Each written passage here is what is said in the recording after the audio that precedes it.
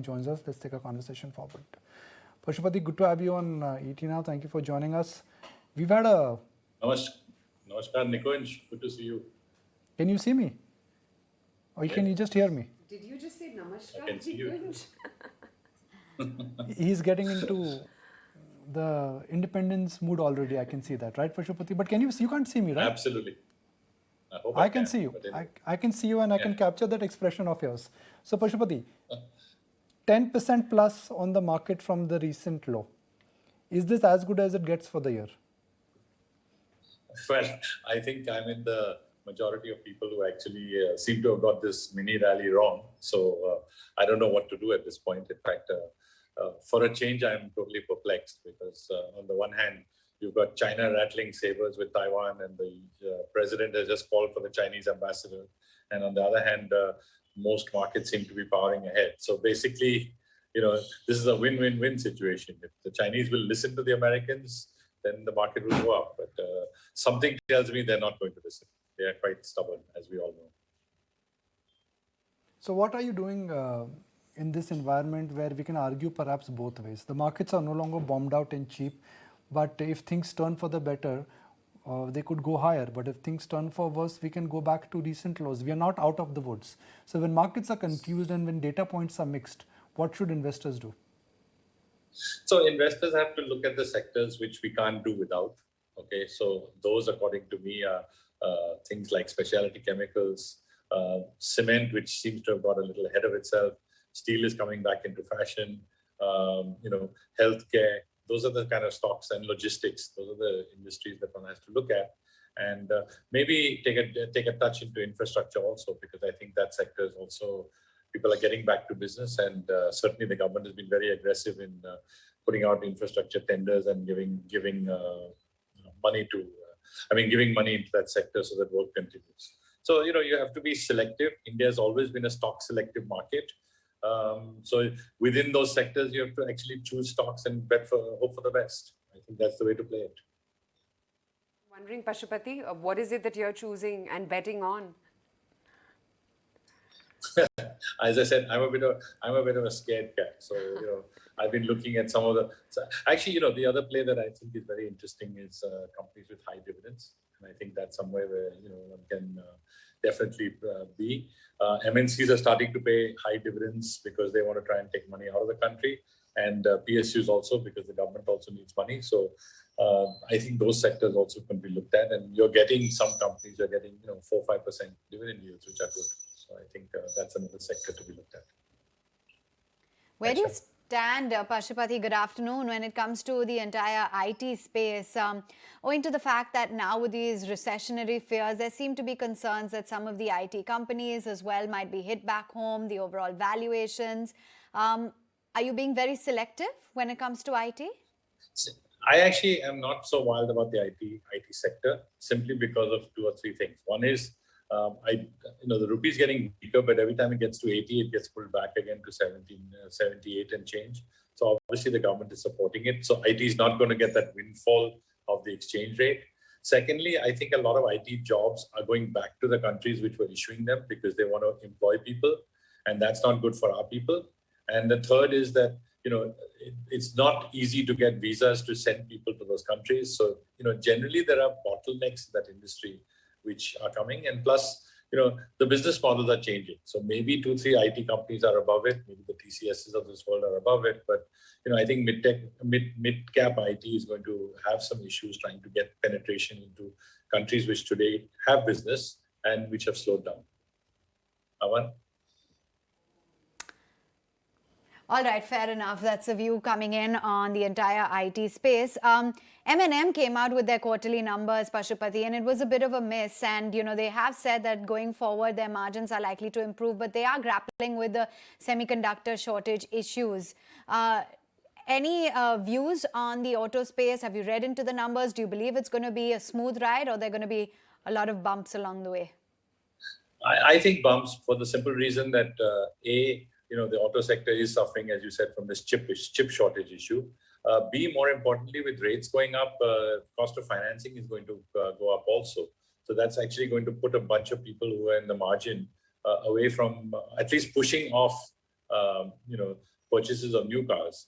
But what it does do is in the replacement part industry, in the tire industry, it will have some effects. You're seeing the tire companies doing well despite this because people are replacing tires rather than buying new cars. So stuff like that is going on. So you might as well, take advantage of it. But I'm not super bullish on the auto industry because the results are all over the place. And, we saw, for example, telco's results last week when, with China's kind of hit them. So, they're also, the Jaguar Land Rover results from China were not good. So that's actually hit them and they've had to take some provision. Pashupati, we always discuss as to how urban consumption really seems to be the go-to thing right now, be it Vedant Fashions, be it PVR, some of these high-value paint segment or paint companies as well, or for that matter, pick up any consumption name actually, urban consumption purely. That's the one which is really, really doing well. Just wanted to understand what is your thought, and would you have, would you be brave enough to add positions or buy any of these names afresh?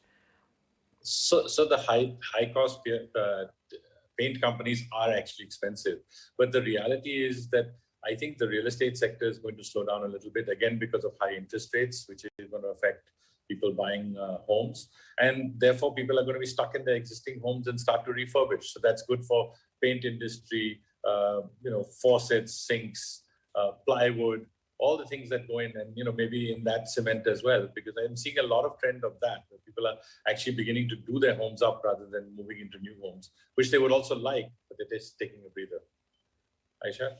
From within the QSR space, multiplexes, Vedant Fashions. People are going out like there's no tomorrow. I mean, yeah. It's almost unimaginable. You don't see masks anymore.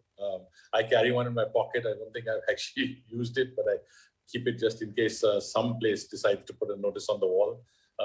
It's like there's no COVID around, which is not true, but I think it is the reality. And particularly in movie halls, people are beginning to go to movie halls again, and QSR restaurants as well. And that's also going to obviously hit the delivery market as well, because people want to get out rather than eating the food at home. And I think that's a trend that's also exciting. All right, now let's get you some trading ideas, BTST idea. I mean, it's been a good week, but what should you be going home with, a long or a short position? Naresh, what is your BTST idea? 10 minutes for the day, 10 minutes for the week. So that would be a buy on Bharti Airtel, which is sustaining above that 700 mark, stop loss at 698 and a target price of 725. Second would be a buy on Jubilant Food, which can break out anytime above that 585, 590 mark, preempting it, stop loss at 567 and a target price of 600. All right, Rudra, let's get in your BTST calls. Sell call on Maruti. Maruti can just head downwards. For a BTST trade, I'm not happy to go long, so I'm looking at an STBT. So sell Maruti for a target of 8,800 with a stop loss of 8,950. And even Indus India Bank looks for me a good shorting candidate, an STBT, looking at targets of 1,020 and 1,000 with a stop loss of 1,045. Even SBI looks weak for me. That can also be an STBT candidate, looking at targets of 520 to come on SBI with a stop loss of 535. I still recall that about 10 days back, you compared Zomato to tomato, but now that it's scaled up all the way to 55, have the views changed there or the charts? Yeah, thank you, Aisha, for remembering that. But one has to keep in mind, stock from 140 came to 42 rupees, and from 42 a bounce towards 55-60 level has not even recovered 50% of the fall. But then for me, Zomato right now is not at 140 but at levels of 48-50. It has a strong support. I will still avoid stocks like Zomato or even Yes Bank, where a lot of people are liking these two counters now at current level. When you have stocks like HDFC Bank or ICICI Bank, why do you want to go to Yes Bank? And similarly, when you have a lot of good counters, you might look at Jubilant Food or look at even FMCG as a play like ITC or even Hindustan Unilever. Why do you want to go to Zomato? So I stay with wealth creators, not with wealth destroyers. Well, you got ITC, which is at 310 rupees. Nifty is about to close absolutely flat. Absolutely flat. But Adani Green has reversed. Have all Adani group of companies reversed? No. Adani Green has reversed. Adani Enterprises came out with numbers. We heard the management that also has reversed. It's a okay day, I would say, for technology. Infi is up, Intellect Design is down, Coforge is flat, but Emphasis is up. So it's a very okay day. And Lupin, Pashupati, Lupin came out with absolutely disappointing set of numbers. I paused before disappointing because I can use a bigger word to describe Lupin numbers, but I'll restrict it to disappointing because margins are at 4% and yet the stock has gone up. I think it's got very little float and it actually trades in a world of its own. I don't think it's particularly largely followed also. But, Lupin keeps having interesting news come out which pushes it up. So maybe there's more behind these results than you're looking, and we'll suddenly see an announcement maybe next week, which is why the stock has probably gone up today.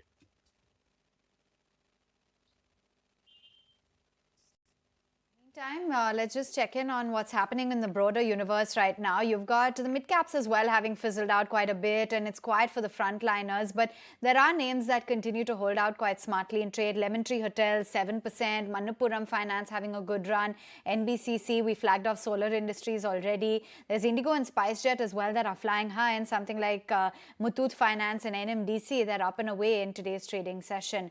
Adani Transmission, Balkrishna Industries on the flip side, looking rather tempered. Venky's India is one of the top drags, and KEC International along with BEL is losing steam in trade this afternoon. Pashupati, what about the entire defense space? I know it's a fairly niche sector, but there has been a lot of focus from the government on the Make in India initiative. We have been speaking with a lot of companies as well who've been rather optimistic about their order inflows and the execution going forward. Do you like anything here? Yeah, I mean, I think for the economy to go into next year, the government has to invest in the Make in India program, and defense is an easy place to do it. So yes, one should be picking out good defense stocks, particularly if they've got products that have a long tail, and I think that's what we're kind of looking for. You mentioned BEL. BEL is actually going to split, I saw, next week. So then, I'm surprised that it's gone down. Maybe they expected the split to be larger. I actually like BEML, which has gone off from the lows. It's done pretty okay, but I actually think that they've got a long tail technology, which actually makes sense. So yes, it is an interesting sector, and but again, you have to look for the ones that are not making too much money. Otherwise, the government will find a different way to spend it. Sudden spike up, by the way, in NBCC. Bring up that stock for you on your screens. While the index, of course, has managed to, recoup that 17,400 mark. ICICI Bank, of course, is the other one. There you go. A sudden shoot up is what you're seeing in NBCC.